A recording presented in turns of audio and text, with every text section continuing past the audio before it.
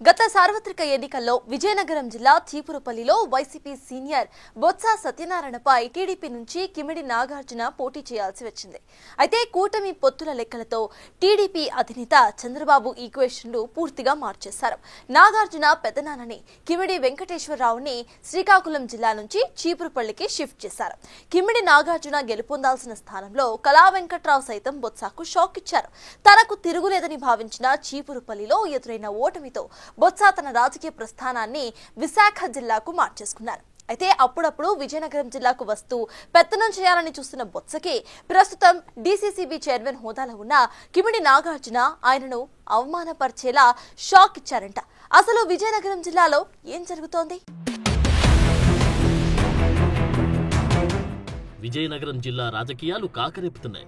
పైడితల్లి వేదికగా ప్రారంభమైన ఈ రాజకీయ రగడ రోజు రోజుకి చినికి గాలి వానలా మారుతోంది. శాసన మండలి విపక్ష నేత బొత్స సత్యనారాయణ, కిమిడి నాగార్జునల మధ్య ప్రారంభమైన ఈ వివాదం ఎవరు ఊహించినంత దుమారం రేపుతోంది. అటు బొత్స ఇటు కిమిడి ఇద్దరు సై అంటే సై అంటున్నారు. పార్టీలు వేరైనా ఏ పార్టీ అధికారంలో ఉన్నా అడ్జస్ట్మెంట్ రాజకీయాలకు పెట్టింది పేరు విజయనగరం. ఎవరిపై ఎవరు ఘాటు విమర్శలు చేసుకోకుండా రాజకీయాలను నెరపడం విజయనగరం జిల్లాకు అనాదిగా వస్తున్న ఆచారం. ఎంత ట్రై చేసినా, ఎవరు రెచ్చగొట్టాలని చూసినా ఇక్కడ రాజకీయాలు ఎప్పుడు హీట్ పెంచవు. అశోక్ గజపతి రాజు, సాంబమూర్తి రాజు, బొత్స సత్యనారాయణ లాంటి ఉద్దండులు ఎవరున్నా ఇంతకాలం అండర్స్టాండింగ్ రాజకీయాలు నడిచాయి. కానీ కాలం మారింది, నాయకులు మారారు, కొత్త రకం పొలిటికల్ ఎంట్రీ ఇస్తోంది. అశోక్ గజపతి రాజు లాంటి నాయకులు జిల్లాకు దూరమయ్యారు. అందుకేనేమో కొత్త రాజకీయాలకు ఆజ్యం పోస్తోంది విజయనగరం గడ్డ. రాజకీయాలు మొదలుపెట్టి ఎలా ఉంటుందో చూపించాలనుకుందేమో యువ నాయకత్వం. అందుకే సరిగా సమయం చూసి దెబ్బకొట్టారు కిమిడి నాగార్జున.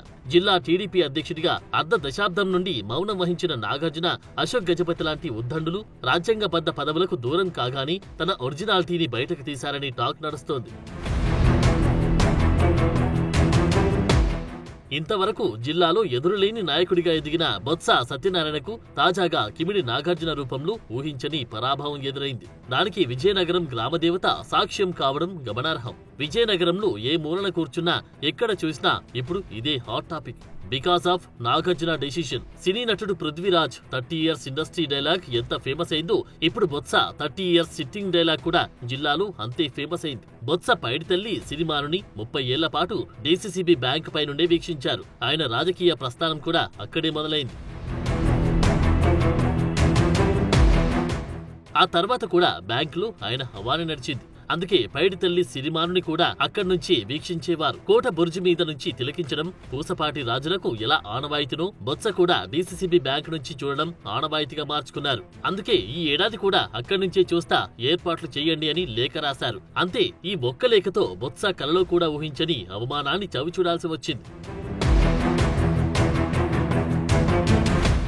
ఆ ఒక్క లేఖతో బొత్స 30 years ఇండస్ట్రీకి బ్రేకులు వేశారు ప్రస్తుత DCCB chairman Kimidi Nagarjuna. Bank chairman నేను, నా అనుమతి లేకుండా ఏర్పాట్లు చేయమని లేఖ రాయడమేంటి అని ఎదురు ప్రశ్నించారు. చైర్మన్ గా డీసీసీబీ బ్యాంక్ నుండి సిరిమానుని మేము మా పిఎస్సిఎస్ చైర్మన్లు వీక్షిస్తాం, మీరు వేరే ప్లేస్ చూసుకోండి అని ప్రెస్ మీట్ పెట్టి మరీ తేల్చి చెప్పారు కిమిడి. బొత్స సత్యనారాయణ గారి పిఏ డీసీసీబీలో మేము కూర్చుంటున్నాము అని చెప్పేసి ఒక లెటర్ రిలీజ్ చేశారు. ఎవరిచ్చారు మీకు అధికారం? బొత్స సత్యనారాయణ గారు నాకంటే వయసులో పెద్దవారు, రాజకీయంగా సీనియర్. ఆ విషయానికి నేను ఒక వ్యక్తిగా, రాజకీయ నాయకులుగా నేనైతే ఆయన ఎప్పుడూ గౌరవిస్తాను. కానీ ఈ అహంకార ధోరణి ఏంటి? ఎవరిని అడిగి ఒక లెటర్ రాసేసుకుని మాకు ఎస్కాట్ ఇవ్వండి అని చెప్తున్నారు? ఇది ప్రభుత్వ జాగానా లేదంటే ప్రైవేట్ సంస్థ? ఇదేమైనా మీ సొంత ప్రాపర్టీనా? ఇది పద్ధతి కాదండి. అంతే, ఒక్కసారిగా రాజకీయం వేడెక్కింది. దానిపై స్పందించిన బొత్స గుడి దగ్గర రాజకీయమేంటి అని సీనియారిటీని చూపించే ప్రచారం చేశారు. ఆ వెంటనే నాగార్జున చరిత్ర విప్పితే ఆయన్ని టీడీపీ నుంచి కూడా సస్పెండ్ చేస్తారంటూ, నాగార్జున అనుమతిస్తేనే చెబుతా అంటూ అసందర్భోచిత వ్యాఖ్యలు చేశారు. దీనిపై జిల్లా ప్రజలు కూడా కాస్త అసహనం వ్యక్తం చేశారు. బొత్స సైలెంట్ గా ఉంటే బాగుండేదని విమర్శలు గుప్పించారు. బొత్స వ్యాఖ్యలకు నాగార్జున కూడా మళ్లీ రిప్లై ఇచ్చారు. అనుమతిస్తున్నా, చెప్పండి నా చరిత్ర అంటూ చురకలంటించారు.